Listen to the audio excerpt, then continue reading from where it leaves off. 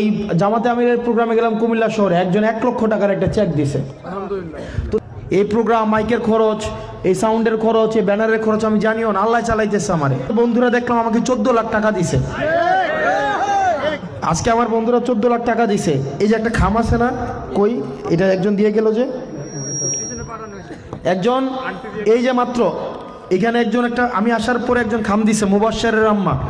এই খামটা আমি খুলি আপনাদের সামনে।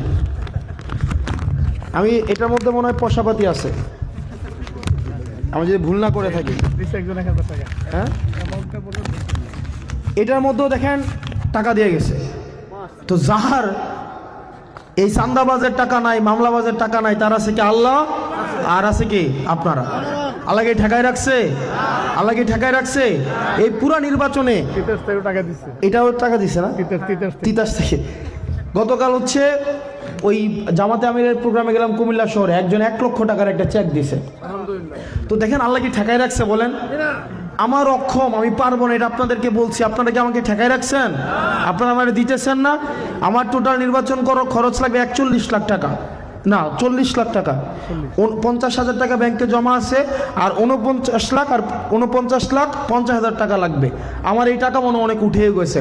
আমি কালকে হিসাব করবো এবং টাকাটা ব্যাংকে জমা দেবো।